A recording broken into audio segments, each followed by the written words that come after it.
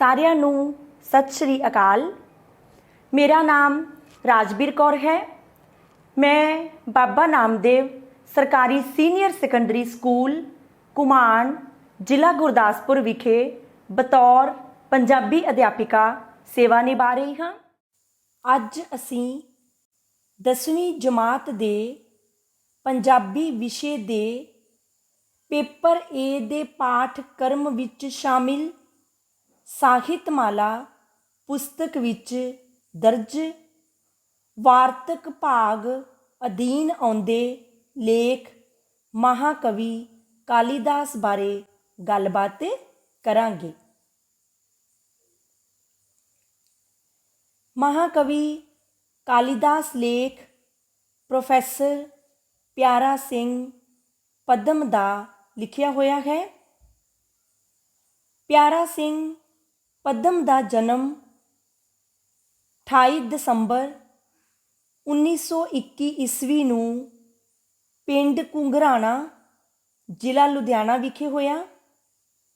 ਆਪ ਦੇ ਪਿਤਾ ਦਾ ਨਾਂ ਸਰਦਾਰ ਗੁਰਨਾਮ ਸਿੰਘ ਅਤੇ ਮਾਤਾ ਦਾ ਨਾਂ ਸ਼੍ਰੀਮਤੀ ਨੰਦ ਕੌਰ ਸੀ। ਆਪ 1 ਮਈ 2001 ਨੂੰ ਸਦੀਵੀ ਵਿਛੋੜਾ ਦੇ ਗਏ। ਹੁਣ ਅਸੀਂ ਪ੍ਰੋਫੈਸਰ ਪਿਆਰਾ ਸਿੰਘ ਪਦਮ ਦੁਆਰਾ ਲਿਖਿਆ ਹੋਇਆ ਲੇਖ ਮਹਾਕਵੀ ਕਾਲੀਦਾਸ ਪੜ੍ਹਾਂਗੇ। ਕੋਈ ਹਿੰਦੁਸਤਾਨ ਦਾ ਕਲਾਕਾਰ ਸਿਆਣਾ ਆਖ ਗਿਆ ਹੈ, ਲੋਕ ਜਿਸ ਜੋਬਨਵੰਤੀ ਸੁੰਦਰੀ ਨੂੰ ਕਵਿਤਾ ਦੇ ਨਾਂ ਨਾਲ ਸੱਦਦੇ ਆ ਰਹੇ ਹਨ, ਉਹ ਕਾਲੀਦਾਸ ਦੀ ਪ੍ਰੀਤਮਾ ਸੀ। ਉਹ ਆਪਣੇ ਸਵੰਬਰ ਸਮੇਂ ਕਾਲੀਦਾਸ ਤੋਂ ਵਧੇਕ ਸੁੰਦਰ ਵਰ ਹੋਰ ਲੱਭ ਹੀ ਨਹੀਂ ਸਕੀ। ਕਾਲੀਦਾਸ ਤੇ ਕਵਿਤਾ ਦੀ ਬਹੁਤ ਸੁੰਦਰ ਜੋੜੀ ਬਣੀ। ਐਸੀ ਪ੍ਰੇਮ ਭਰੀ ਮਨੋਹਰ ਜੋੜੀ ਕਿ ਦੋਵੇਂ ਅਮਰ ਹੋ ਗਏ। ਇਹ ਰਸਿਕ ਦਿਲਾਂ ਦੇ ਰਾਜਾ ਤੇ ਰਾਣੀ ਸਨ। ਇਹਨਾਂ ਦੀ ਸਲਤਨਤ ਸਦਾ ਸਾਹਿਤਿਕ ਹਿਰਦਿਆਂ 'ਤੇ ਕਾਇਮ ਰਹੇਗੀ। ਕਾਲੀਦਾਸ ਆਪਣੇ ਸਮੇਂ ਦਾ ਰਾਜਾ ਬਿਕਰਮਾਜੀਤ ਸੀ ਤੇ ਕਵਿਤਾ ਉਸ ਦੀ ਪਟਰਾਣੀ। ਅਸੀਂ ਉਸ ਸ਼ਹਿਨਸ਼ਾਹ ਬਾਰੇ ਕੁਝ ਨਹੀਂ ਜਾਣਦੇ ਕਿ ਉਹ ਕਿੱਥੇ ਤੇ ਕਦੋਂ ਜੰਮਿਆ, ਕਿੱਥੇ ਉਸ ਆਪਣੀ ਬਚਪਨ ਦੀ ਖੇਡ ਖੇਡੀ, ਕਿਵੇਂ ਕਿਸ ਆਸ਼ਰਮ ਵਿੱਚ ਉਸ ਨੇ ਵਿੱਦਿਆ ਪੜ੍ਹੀ, ਜ਼ਿੰਦਗੀ ਦੇ ਕੀ ਉਤਰਾਅ ਚੜ੍ਹਾਅ ਉਸ ਤੱਕੇ, ਉਸ ਦੇ ਜੀਵਨ ਦਾ ਕੀ ਪਿਛੋਕੜ ਸੀ, ਉਸ ਦੇ ਮਾਪਿਆਂ ਦਾ ਕੀ ਨਾਮ ਸੀ, ਉਸ ਦਾ ਕਿਹੜਾ ਖਾਨਦਾਨ ਸੀ, ਸਾਨੂੰ ਕੁਝ ਪਤਾ ਨਹੀਂ। ਇਸ ਸਭ ਕੁਝ ਨਾ ਜਾਣਨ ਦੇ ਬਾਵਜੂਦ ਅਸੀਂ ਇਹ ਜਾਣਦੇ ਹਾਂ ਕਿ ਕਵਿਤਾ ਉਸ ਸ਼ਹਿਨਸ਼ਾਹ ਦੀ ਮਲਕਾ ਸੀ। ਉਹ ਮਲਕਾ ਆਖਦੀ ਹੈ, ਉਸ ਦੀ ਹੋਂਦ ਤੋਂ ਕੋਈ ਇਨਕਾਰ ਨਹੀਂ ਕਰ ਸਕਦਾ। ਜਿਤਨਾ ਚਿਰ ਮੈਂ ਸੰਸਾਰ 'ਤੇ ਜਿਉਂਦੀ ਹਾਂ, ਅਸੀਂ ਦੋਵੇਂ ਅਮਰ ਹਾਂ। ਕਿਤਨੀ ਅਜੀਬ ਘਟਨਾ ਹੈ ਕਿ ਇੱਕ ਅਬਲਾ ਸਦੀਆਂ ਤੋਂ ਮੋਏ ਪੁਰਸ਼ ਨੂੰ ਜਿਉਂਦਿਆਂ ਰੱਖੀ ਆ ਰਹੀ ਹੈ। ਨਾਰੀ ਦੀ ਕਰਾਮਾਤ। ਕਵਿਤਾ ਆਪਣੇ ਪ੍ਰੀਤਮ ਕਾਲੀਦਾਸ ਬਾਰੇ ਜੋ ਕੁਝ ਦੱਸਦੀ ਹੈ, ਉਹ ਤੇ ਦੱਸਦੀ ਹੀ ਹੈ। ਹੁਣ ਲੋਕ ਹੋਰ ਪੜਤਾਲਾਂ ਕਰਕੇ ਉਸ ਬਾਰੇ ਨਾ ਜਾਣੀਆਂ ਗੱਲਾਂ ਨੂੰ ਵੀ ਜਾਣਨ ਚਾਹੁੰਦੇ ਹਨ। ਉਹ ਅਨੁਮਾਨ ਲਾ ਕੇ ਦੱਸਦੇ ਹਨ ਕਿ ਕਾਲੀਦਾਸ ਹਿੰਦੁਸਤਾਨ ਦੇ ਪ੍ਰਤਾਪੀ ਬਾਦਸ਼ਾਹ ਬਿਕਰਮਾਜੀਤ ਜੀ ਦੇ 9 ਦਰਬਾਰੀ ਰਤਨਾਂ ਵਿੱਚੋਂ ਇੱਕ ਸੀ।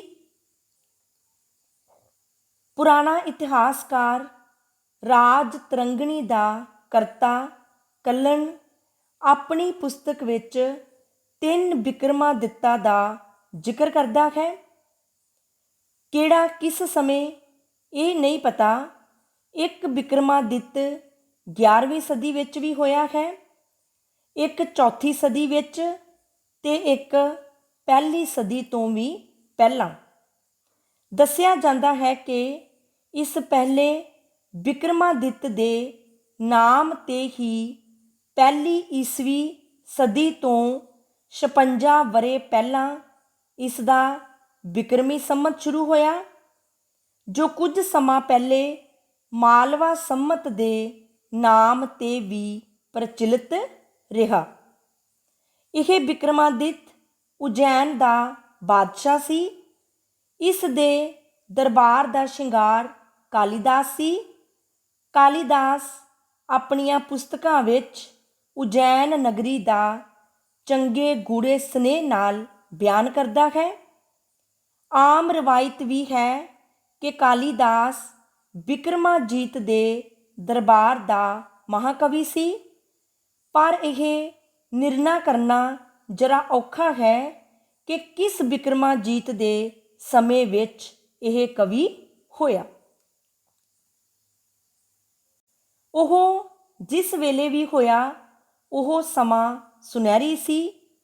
ਉਹ ਰਾਜਾ ਭਾਗਵਾਨ ਹੋਵੇਗਾ ਜਿਸ ਦੇ ਦਰਬਾਰ ਵਿੱਚ ਉਸ ਨੇ ਆਪਣੀ ਕਵਿਤਾ ਦੇ ਸ਼ਲੋਕ ਉਚਾਰੇ। ਸਾਨੂੰ ਕੀ ਲੋੜ ਹੈ ਇਸ ਗੋਰਖ ਧੰਦੇ ਵਿੱਚ ਪੈਣ ਦੀ ਕਿ ਇਸ ਗੁਲਾਬ ਦੇ ਬੂਟੇ ਨੇ ਕਦੋਂ ਜਨਮ ਲਿਆ ਸੀ। ਸਾਡਾ ਕੰਮ ਉਸ ਦੇ ਫੁੱਲਾਂ ਦੀ ਭਿੰਨੀ ਭਿੰਨੀ ਵਾਸ਼ਨਾ ਨਾਲ ਆਪਣੇ ਦਿਲ ਦਿਮਾਗ ਨੂੰ ਮੁਅੱਤਰ ਕਰਨਾ ਹੈ। ਇਸੇ ਤਰ੍ਹਾਂ ਕੁਝ ਲੋਕ ਉਸ ਦੀ ਜਾਤ ਤੇ ਧਰਮ ਬਾਰੇ ਵੀ ਭਿੰਨ ਭਿੰਨ ਵਿਚਾਰ ਰੱਖਦੇ ਹਨ। ਕੋਈ ਕਹਿੰਦਾ ਹੈ ਉਹ ਸਾਰਸਵਤ ਬ੍ਰਾਹਮਣ ਸੀ, ਕੋਈ ਉਸ ਨੂੰ ਬੰਗਾਲੀ, ਕੋਈ ਕਸ਼ਮੀਰੀ ਤੇ ਕੋਈ ਪੰਜਾਬੀ ਦੱਸਦਾ ਹੈ। ਦਰਅਸਲ ਗੱਲ ਇਹ ਹੈ ਕਿ ਕਾਲੀਦਾਸ ਅਤ ਸੁੰਦਰ ਰਤਨ ਸੀ, ਜਿਸ ਨੂੰ ਹਰ ਪ੍ਰਾਂਤ ਜਾਂ ਜਾਤੀ ਵਾਲਾ ਆਪਣਾ ਦੱਸਣਾ ਚਾਹੁੰਦਾ ਹੈ। ਉਹ ਕਾਵ ਸੁੰਦਰਤਾ ਕਰਕੇ ਸਭ ਨੂੰ ਪਿਆਰਾ ਲੱਗਦਾ ਹੈ। ਸੁੰਦਰਤਾ ਦੀ ਜਾਤ, ਜਨਮ, ਪਰਖਣੀ, ਸਿਆਣਪ ਦੀ ਗੱਲ ਨਹੀਂ। ਭਾਈ ਵੀਰ ਸਿੰਘ ਜੀ ਨੇ ਠੀਕ ਕਿਹਾ ਹੈ, ਜਾਤ, ਜਨਮ ਤੇ ਅਸਲ ਨਸਲ ਨੂੰ ਕੋਈ ਕਦੇ ਨਾ ਜਾਣੇ, ਜਦ ਸੁੰਦਰਤਾ ਦਰਸ਼ਨ ਦੇਵੇ ਸਭ ਕੋਈ ਆਪਣੀ ਜਾਣੇ। ਸਾਡੇ ਲਈ ਇੰਨਾ ਜਾਣਨਾ ਹੀ ਕਾਫੀ ਹੈ ਕਿ ਉਹ ਕਵੀ ਸੀ ਤੇ ਹਿੰਦੁਸਤਾਨ ਦਾ ਕਵੀ ਸੀ। ਕਵੀ ਦੀ ਕੋਈ ਜਾਤ ਨਹੀਂ ਹੁੰਦੀ ਤੇ ਨਾ ਹੀ ਉਸ ਦਾ ਕੋਈ ਮਜ਼ਹਬ ਹੁੰਦਾ ਹੈ। ਉਸ ਦੀ ਕਵਿਤਾ ਹੀ ਉਸ ਦਾ ਸਭੋ ਕੁਝ ਹੁੰਦੀ ਹੈ। ਸੋ ਹੁਣ ਅਸੀਂ ਉਸ ਦੀ ਕਾਵ ਰਚਨਾ ਵੱਲ ਆਉਂਦੇ ਹਾਂ। ਕਾਲੀਦਾਸ ਦੀਆਂ 7 ਪੁਸਤਕਾਂ ਪ੍ਰਸਿੱਧ ਹਨ, 4 ਕਾਵ ਤੇ 3 ਨਾਟਕ। ਰਘੂਵੰਸ਼, ਕੁਮਾਰ ਸੰਭਵ, ਵਿਕਰਮੋਰਵਸ਼ੀ ਤੇ ਮੇਘਦੂਤ ਇਹ 4 ਕਾਵ ਹਨ ਤੇ ਅਭਿਗਿਆਨ, ਸ਼ਾਕੁੰਤਲਾ, ਵਿਕਰਮੋਰਵਸ਼ੀ ਤੇ ਮਾਲਵਿਕਾਗਨਿਮਿਤਰ 3 ਨਾਟਕ ਹਨ। ਇਹਨਾਂ ਤੋਂ ਇਲਾਵਾ ਹੋਰ ਵੀ 10-15 ਪੁਸਤਕਾਂ ਕਾਲੀਦਾਸ ਦੇ ਨਾਮ ਨਾਲ ਮਨਸੂਬ ਕੀਤੀਆਂ ਜਾਂਦੀਆਂ ਹਨ, ਪਰ ਉਹਨਾਂ ਬਾਰੇ ਨਿਸ਼ਚਿਤ ਤੌਰ 'ਤੇ ਕੁਝ ਨਹੀਂ ਕਿਹਾ ਜਾ ਸਕਦਾ।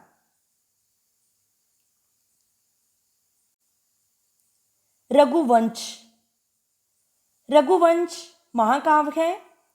ਇਸ ਦੀ ਕਥਾ ਕਹਾਣੀ ਦੀ ਉਸਾਰੀ ਵਾਲਮੀਕੀ ਰਾਮਾਇਣ ਦੇ ਆਧਾਰ 'ਤੇ ਹੈ। ਸੂਰਜਵੰਸ਼ੀ ਰਾਜਿਆਂ ਦਾ ਜੀਵਨ ਸਮਾਚਾਰ ਹੈ।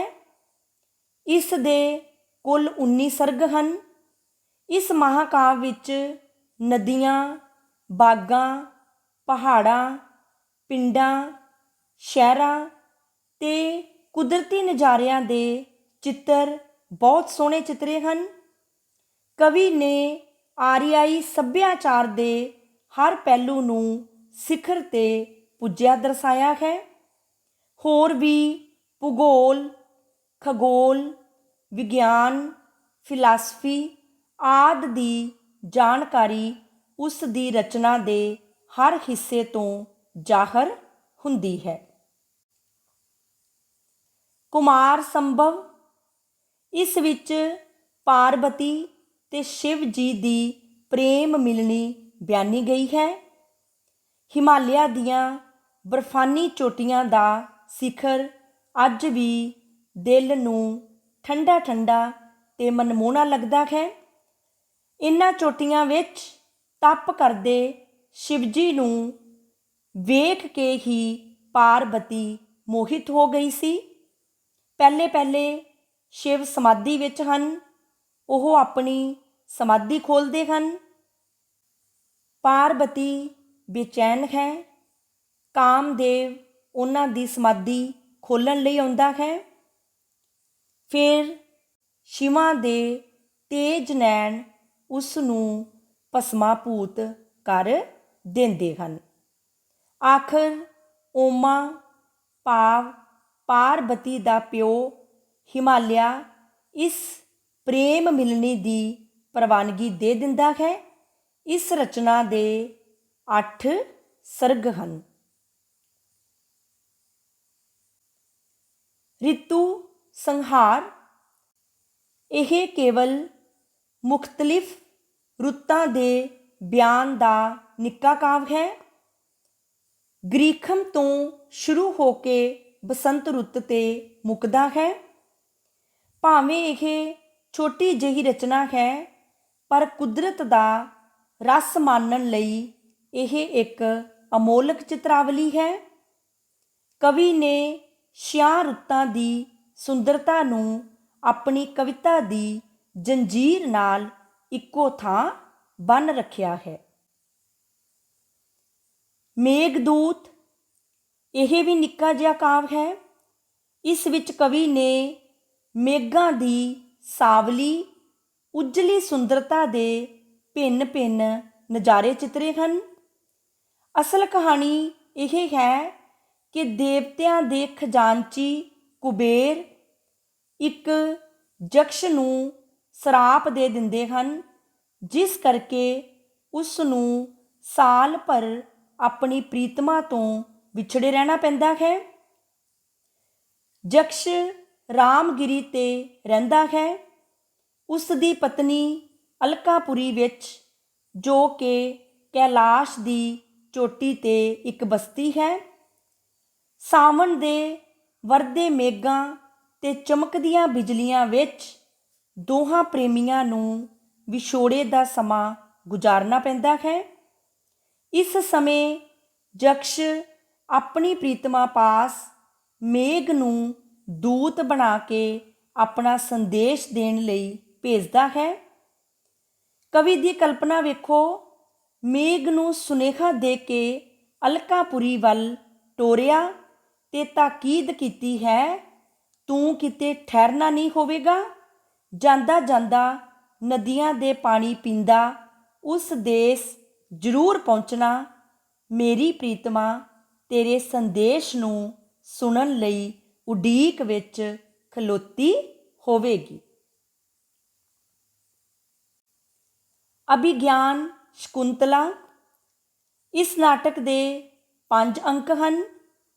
ਇਸ ਵਿੱਚ ਕਵੀ ਨੇ ਹਿੰਦੁਸਤਾਨ ਦੇ ਸ਼ਹਿਜ਼ਾਦੇ ਦੁਸ਼ਯੰਤ ਦੇ ਬਣ ਵਿੱਚ ਰਹਿਣ ਵਾਲੇ ਰਿਸ਼ੀਆਂ ਦੀ ਕੁੜੀ ਸ਼ਕੁੰਤਲਾ ਦੀ ਪ੍ਰੀਤ ਦਾ ਬਿਆਨ ਹੈ। ਦੁਸ਼ਯੰਤ ਸ਼ਿਕਾਰ ਖੇਡਦਾ ਖੇਡਦਾ ਰਿਸ਼ੀਆਂ ਦੇ ਆਸ਼ਰਮ ਪਾਸ ਆ ਜਾਂਦਾ ਹੈ, ਜਿੱਥੇ ਸ਼ਕੁੰਤਲਾ ਆਪਣੀਆਂ ਸਹੇਲੀਆਂ ਨਾਲ ਫੁਲਵਾੜੀ ਨੂੰ ਪਾਣੀ ਦੇ ਰਹੀ ਹੈ।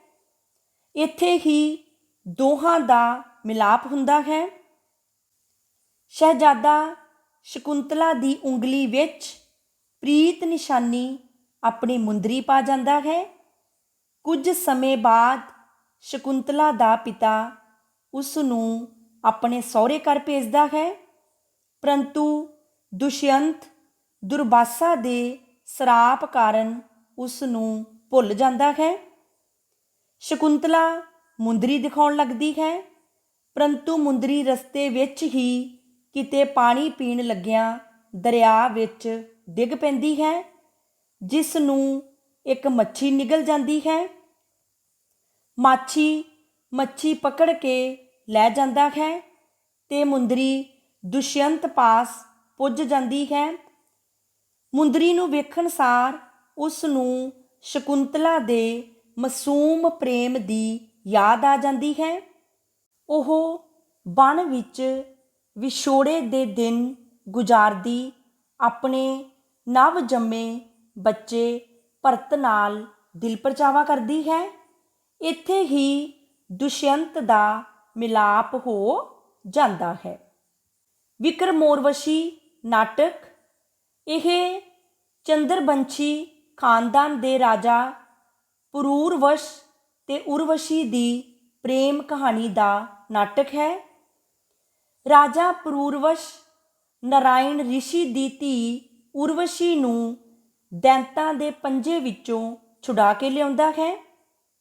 ਇਸ ਸਮੇਂ ਦੋਹਾਂ ਦਾ ਪਿਆਰ ਪੈ ਜਾਂਦਾ ਹੈ। ਉਰਵਸ਼ੀ ਜਾਣਾ ਨਹੀਂ ਚਾਹੁੰਦੀ। ਉਸ ਦੀ ਸਹੇਲੀ ਚਿੱਤਰਲੇਖਾ ਕਹਿੰਦੀ ਹੈ, ਮਹਾਰਾਜ, ਉਰਵਸ਼ੀ ਨੂੰ ਜਾਣ ਦੀ ਆਗਿਆ ਦਿਓ। ਉਹ ਤੁਹਾਡੇ ਪਰਉਪਕਾਰ ਦੀ ਕੀਰਤੀ ਸੁਰਗ ਵਿੱਚ ਲੈ ਜਾਵੇ। ਉਰਵਸ਼ੀ ਸੁਰਗ ਨੂੰ ਚਲੀ ਜਾਂਦੀ ਹੈ। ਇੱਧਰ ਰਾਜਾ ਬਿਰਹੋਂ ਨਾਲ ਬੇਚੈਨ ਰਹਿੰਦਾ ਹੈ। ਫਿਰ ਉਹ ਦੈਵੀ ਸ਼ਕਤੀ ਨਾਲ ਰਾਜੇ ਦੇ ਦਰਸ਼ਨਾਂ ਨੂੰ ਆਉਂਦੀ ਹੈ, ਪਰੰਤੂ ਫੌਰਨ ਸੁਰਗ ਵਾਲੇ ਉਸ ਨੂੰ ਲక్ష్ਮੀ ਸਵਯੰਬਰ ਨਾਟਕ ਖੇਡਣ ਲਈ ਸੱਦ ਲੈਂਦੇ ਹਨ। ਉੱਥੇ ਨਾਟਕ ਖੇਡਦਿਆਂ ਵੀ ਉਸ ਨੂੰ ਪੁਰੂਰਵਸ਼ ਦਾ ਪਿਆਰ ਨਹੀਂ ਭੁੱਲਦਾ। ਪ੍ਰੀਤ ਦੀ ਦੀਵਾਨੀ ਕੀਤੀ ਹੋਈ ਨਾਟਕ ਵਿੱਚ ਪੁਰਸ਼ੋਤਮ ਦੀ ਥਾਂ ਪੁਰੂਰਵਸ਼ ਹੀ ਆਖ ਦਿੰਦੀ ਹੈ। ਇਸ ਤੋਂ ਭਰਤ ਮੁਨੀ ਗੁੱਸੇ ਹੁੰਦੇ ਹਨ ਤੇ ਸੁਰਗੋਂ ਬਾਹਰ ਕੱਢ ਦਿੰਦੇ ਹਨ। ਇੰਦਰ ਇਸ ਸਰਾਪ ਨੂੰ ਸੁਖਦਾਈ ਬਣਾ ਦਿੰਦਾ ਹੈ ਕਿ ਜਿਤਨਾ ਚਿਰ ਉਰਵਸ਼ੀ ਧਰਤੀ ਤੇ ਰਹੇ, ਰਾਜਾ ਪੁਰੂਰਵਸ਼ ਪਾਸ ਰਹੇ। ਇਉਂ ਸਿਆਣਾ ਨਾਟਕਕਾਰ ਸੁਰਗ ਤੇ ਧਰਤੀ ਦਾ ਵਿਆਹ ਕਰ ਦਿੰਦਾ ਹੈ। ਇੱਕ ਦਿਨ ਰਾਜਾ ਤੇ ਉਰਵਸ਼ੀ ਵਿਛੜ ਜਾਂਦੇ ਹਨ। ਰਾਜਾ ਬੌਲਾ ਹੋਇਆ ਪਰਬਤਾਂ, ਨਦੀਆਂ, ਪੰਛੀਆਂ, ਭੌਰਿਆਂ, ਹਿਰਨਾਂ, ਹਾਥੀਆਂ ਨੂੰ ਪੁੱਛਦਾ ਫਿਰਦਾ ਹੈ। ਆਖਰ ਰਾਜਾ ਉਰਵਸ਼ੀ ਨੂੰ ਲੱਭ ਲੈਂਦਾ ਹੈ, ਜੋ ਬਣ ਵਿੱਚ ਵੇਲ ਬਣੀ ਹੋਈ ਸੀ। ਦੋਵੇਂ ਵਾਪਸ ਰਾਜ ਮਹਿਲਾਂ ਨੂੰ ਆ ਜਾਂਦੇ ਹਨ। ਦੋਹਾਂ ਦਾ ਜੀਵਨ ਭਰ ਲਈ ਮੇਲ ਬਣਿਆ ਰਹਿੰਦਾ ਹੈ। ਮਾਲ ਵਿਕਾਗਨੀ ਮਿੱਤਰ, ਇਸ ਵਿੱਚ ਰਾਜੇ ਅਗਨੀ ਮਿੱਤਰ ਦਾ ਇੱਕ ਬੋਧੀ ਭਿਕਸ਼ਣੀ ਨਾਲ ਪ੍ਰੀਤ ਕਿੱਸਾ ਬਿਆਨ ਕੀਤਾ ਗਿਆ ਹੈ। ਸਾਰੇ ਵਿਦਵਾਨ ਇਸ ਨਾਟਕ ਨੂੰ ਕਾਲੀਦਾਸ ਦੀ ਰਚਨਾ ਮੰਨਣ ਤੇ ਇਤਫਾਕ ਨਹੀਂ ਕਰਦੇ, ਪਰ ਕਈ ਵਿਦਵਾਨਾਂ ਦਾ ਵਿਚਾਰ ਹੈ ਕਿ ਇਹ ਉਸ ਦੀ ਰਚਨਾ ਹੈ।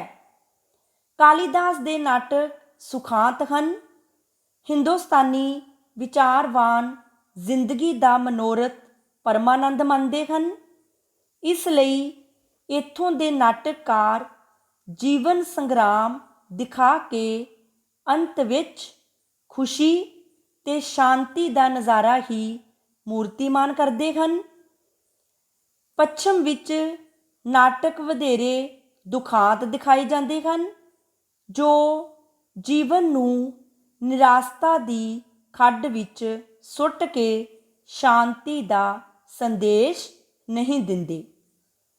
ਕਾਲੀਦਾਸ ਦੀ ਕਵਿਤਾ ਕੱਚਾ ਦੁੱਧ ਹੈ, ਕਿਤੇ ਪਤਲੀ ਲੱਸੀ ਨਹੀਂ।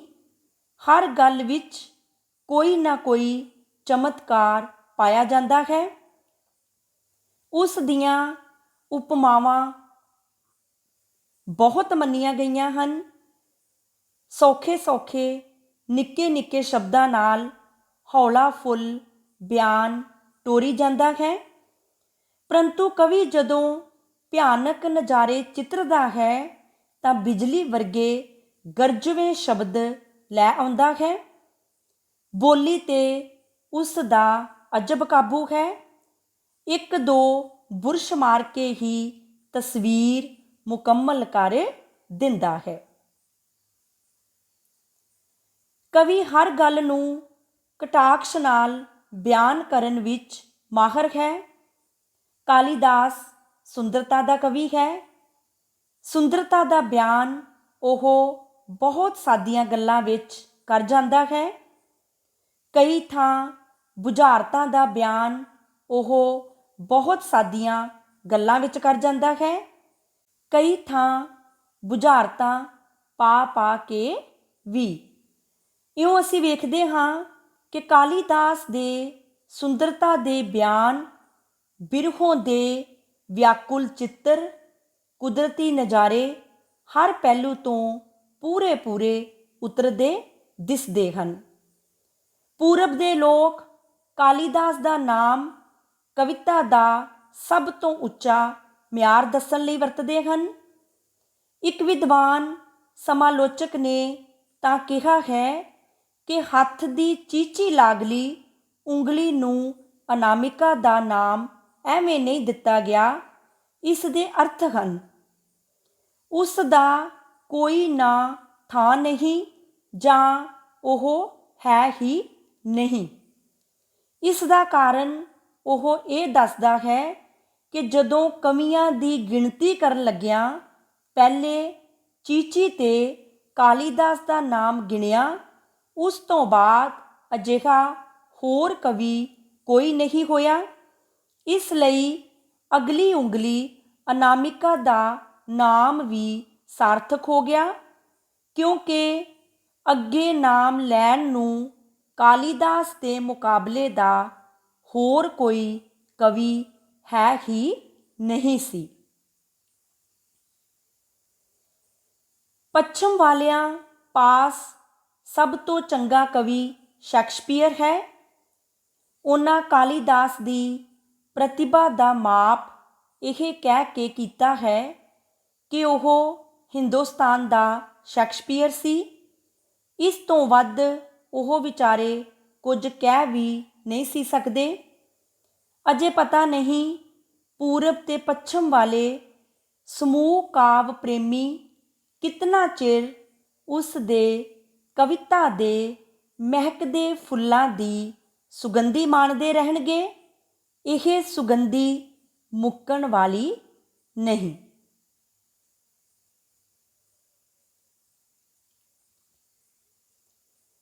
ਹੁਣ ਅਸੀਂ ਮਹਾਕਵੀ ਕਾਲੀਦਾਸ ਲੇਖ ਬਾਰੇ ਕੁਝ ਅਭਿਆਸੀ ਪ੍ਰਸ਼ਨ ਅਤੇ ਉਹਨਾਂ ਪ੍ਰਸ਼ਨਾਂ ਦੇ ਉੱਤਰ ਦੇਖਾਂਗੇ।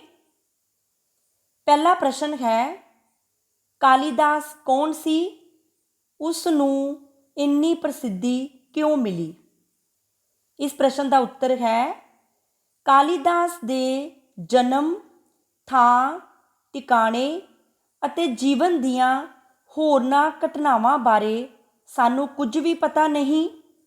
ਖੋਜੀਆਂ ਦੇ ਅਨੁਮਾਨ ਅਨੁਸਾਰ ਉਹ ਈਸਾ ਤੋਂ 56 ਸਾਲ ਪਹਿਲਾਂ ਹੋਏ ਬਾਦਸ਼ਾਹ ਬਿਕਰਮਾਜੀਤ ਦੇ 9 ਦਰਬਾਰੀ ਰਤਨਾਂ ਵਿੱਚੋਂ ਇੱਕ ਸੀ। ਉਸ ਨੂੰ ਇੰਨੀ ਪ੍ਰਸਿੱਧੀ ਆਪਣੀ ਸੁੰਦਰ ਅਤੇ ਅਮਰ ਕਾਵ ਰਚਨਾ ਕਰਕੇ ਪ੍ਰਾਪਤ ਹੋਈ।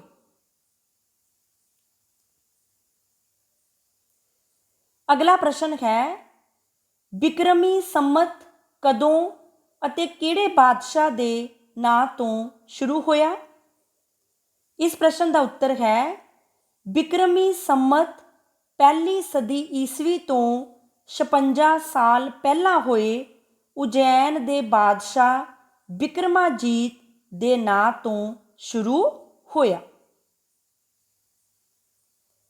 ਅਗਲਾ ਪ੍ਰਸ਼ਨ ਹੈ, ਕਾਲੀਦਾਸ ਨੂੰ ਹਰ ਪ੍ਰਾਂਤ ਤੇ ਹਰ ਜਾਤੀ ਦੇ ਲੋਕ ਆਪਣਾ ਕਿਉਂ ਦੱਸਦੇ ਹਨ? ਇਸ ਪ੍ਰਸ਼ਨ ਦਾ ਉੱਤਰ ਹੈ ਕਾਲੀਦਾਸ ਨੂੰ ਹਰ ਪ੍ਰਾਂਤ ਤੇ ਹਰ ਜਾਤੀ ਦੇ ਲੋਕ ਆਪਣਾ ਇਸ ਕਰਕੇ ਦੱਸਦੇ ਹਨ ਕਿਉਂਕਿ ਉਹ ਆਪਣੀ ਕਾਵ ਸੁੰਦਰਤਾ ਕਰਕੇ ਸਭ ਨੂੰ ਪਿਆਰਾ ਲੱਗਦਾ ਹੈ ਅਤੇ ਹਰ ਕੋਈ ਉਸ ਨੂੰ ਆਪਣਾ ਬਣਾਉਣਾ ਚਾਹੁੰਦਾ ਹੈ। ਅਗਲਾ ਪ੍ਰਸ਼ਨ ਹੈ ਮਹਾਕਵੀ ਕਾਲੀਦਾਸ ਦੀਆਂ ਪ੍ਰਸਿੱਧ ਰਚਨਾਵਾਂ ਬਾਰੇ ਸੰਖੇਪ ਵਿੱਚ ਲਿਖੋ। ਇਸ ਪ੍ਰਸ਼ਨ ਦਾ ਉੱਤਰ ਹੈ ਮਹਾਕਵੀ ਕਾਲੀਦਾਸ ਨੇ 4 ਕਾਵ ਰਘੁਵੰਸ਼, ਕੁਮਾਰ ਸੰਭਵ, ਰਿਤੂ ਸੰਹਾਰ, ਮੇਘਦੂਤ ਅਤੇ 3 ਨਾਟਕ ਅਭਿਗਿਆਨ ਸ਼ਕੁੰਤਲਾ, ਵਿਕਰਮੋਰਵਸ਼ੀ, ਮਾਲਵਿਕਾਗਨਿਮਿਤਰ ਲਿਖੇ। ਇਸ ਤੋਂ ਬਿਨਾਂ ਉਸ ਦੇ ਨਾਂ ਨਾਲ 10-15 ਪੁਸਤਕਾਂ ਹੋਰ ਜੋੜੀਆਂ ਜਾਂਦੀਆਂ ਹਨ ਜੋ ਪ੍ਰਮਾਣਿਕ ਨਹੀਂ। ਇਹਨਾਂ ਰਚਨਾਵਾਂ ਦੇ ਮੁੱਖ ਵਿਸ਼ੇ ਪ੍ਰੇਮ ਹਨ ਅਤੇ ਬਿਆਨ ਚਮਤਕਾਰੀ ਹੈ। ਅਗਲਾ ਪ੍ਰਸ਼ਨ ਹੈ ਕਵੀ ਨੇ ਮੇਘਦੂਤ ਰਚਨਾ ਵਿੱਚ ਮੇਘ ਨੂੰ ਕੀ ਤਾਕੀਦ ਕੀਤੀ। ਇਸ ਪ੍ਰਸ਼ਨ ਦਾ ਉੱਤਰ ਹੈ ਕਵੀ ਮੇਘ ਨੂੰ ਤਾਕੀਦ ਕਰਦਾ ਹੈ ਤੂੰ ਕਿਤੇ ਠਹਿਰਨਾ ਨਹੀਂ ਹੋਵੇਗਾ, ਜਾਂਦਾ ਜਾਂਦਾ ਨਦੀਆਂ ਦੇ ਪਾਣੀ ਪੀਂਦਾ ਉਸ ਦੇਸ ਜ਼ਰੂਰ ਪਹੁੰਚਣਾ, ਮੇਰੀ ਪ੍ਰੀਤਮਾ ਤੇਰੇ ਸੰਦੇਸ਼ ਨੂੰ ਸੁਣਨ ਲਈ ਉਡੀਕ ਵਿੱਚ ਖਲੋਤੀ ਹੋਵੇਗੀ। ਅਗਲਾ ਪ੍ਰਸ਼ਨ ਹੈ ਸ਼ਕੁੰਤਲਾ ਕੌਣ ਸੀ, ਉਸ ਦਾ ਦੁਸ਼ਯੰਤ ਨਾਲ ਦੁਬਾਰਾ ਮਿਲਾਪ ਕਿਵੇਂ ਹੋਇਆ।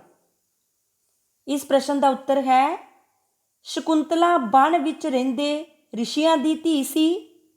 ਉਸ ਦਾ ਸ਼ਹਿਜ਼ਾਦੇ ਦੁਸ਼ਯੰਤ ਨਾਲ ਮਿਲਾਪ ਹੁੰਦਾ ਹੈ ਪਰ ਦੁਰਭਾਸ਼ਾ ਰਿਸ਼ੀ ਦੇ ਸਰਾਪ ਕਾਰਨ ਉਸ ਤੋਂ ਦੁਸ਼ਯੰਤ ਵੱਲੋਂ ਪ੍ਰੀਤ ਨਿਸ਼ਾਨੀ ਵਜੋਂ ਦਿੱਤੀ ਮੁੰਦਰੀ ਗੁਆਚ ਜਾਂਦੀ ਹੈ ਅਤੇ ਦੁਸ਼ਯੰਤ ਉਸ ਨੂੰ ਭੁੱਲ ਜਾਂਦਾ ਹੈ। ਅੰਤ ਮੁੰਦਰੀ ਨੂੰ ਨਿਗਲਣ ਵਾਲੀ ਮੱਛੀ ਦੇ ਫੜੇ ਜਾਣ ਮਗਰੋਂ ਮੁੰਦਰੀ ਦੁਸ਼ਯੰਤ ਕੋਲ ਪਹੁੰਚਦੀ ਹੈ ਅਤੇ ਉਸ ਨੂੰ ਸ਼ਕੁੰਤਲਾ ਦੇ ਪ੍ਰੇਮ ਦੀ ਯਾਦ ਆ ਜਾਂਦੀ ਹੈ। ਫਲਸਰੂਪ ਦੋਹਾਂ ਦਾ ਮਿਲਾਪ ਹੋ ਜਾਂਦਾ ਹੈ। ਅਗਲਾ ਪ੍ਰਸ਼ਨ ਹੈ ਅਨਾਮਿਕਾ ਤੋਂ ਕੀ ਭਾਵ ਹੈ, ਇਸ ਬਾਰੇ ਕਿਹੜੀ ਘਟਨਾ ਪ੍ਰਚਲਿਤ ਹੈ। ਇਸ ਪ੍ਰਸ਼ਨ ਦਾ ਉੱਤਰ ਹੈ ਅਨਾਮਿਕਾ ਤੋਂ ਭਾਵ ਹੈ ਕੋਈ ਨਾ ਥਾਂ ਨਾ ਹੋਣਾ ਜਾਂ ਬਿਲਕੁਲ ਨਾ ਹੋਣਾ। ਇੱਕ ਵਿਦਵਾਨ ਸਮਾਲੋਚਕ ਅਨੁਸਾਰ ਹੱਥ ਦੀ ਚੀਚੀ ਲਾਗਲੀ ਉਂਗਲੀ ਨੂੰ ਅਨਾਮਿਕਾ ਦਾ ਨਾਮ ਇਸ ਕਰਕੇ ਦਿੱਤਾ ਗਿਆ ਹੈ ਕਿਉਂਕਿ ਜਦੋਂ ਕਵੀਆਂ ਦੀ ਗਿਣਤੀ ਕਰਨ ਲੱਗਿਆਂ ਪਹਿਲੇ ਚੀਚੀ ਉੱਤੇ ਕਾਲੀਦਾਸ ਦਾ ਨਾਮ ਗਿਣਿਆ ਗਿਆ ਤਾਂ ਅੱਗੇ ਨਾਮ ਲੈਣ ਨੂੰ ਕਾਲੀਦਾਸ ਦੇ ਮੁਕਾਬਲੇ ਦਾ ਹੋਰ ਕੋਈ ਕਵੀ ਹੈ ਹੀ ਨਹੀਂ ਸੀ। ਇਸ ਕਰਕੇ ਅਗਲੀ ਉਂਗਲੀ ਅਨਾਮਿਕਾ ਦਾ ਨਾਮ ਵੀ ਸਾਰਥਕ ਹੋ ਗਿਆ।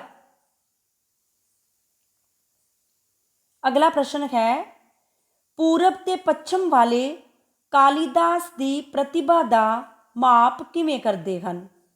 ਇਸ ਪ੍ਰਸ਼ਨ ਦਾ ਉੱਤਰ ਹੈ ਪੂਰਬੀ ਲੋਕ ਕਾਲੀਦਾਸ ਦਾ ਨਾਂ ਕਵਿਤਾ ਦਾ ਸਭ ਤੋਂ ਉੱਚਾ ਮਿਆਰ ਦੱਸਣ ਲਈ ਵਰਤਦੇ ਹਨ ਅਤੇ ਉਹ ਕਾਲੀਦਾਸ ਦੇ ਮੁਕਾਬਲੇ ਦਾ ਕੋਈ ਹੋਰ ਕਵੀ ਨਹੀਂ ਮੰਨਦੇ।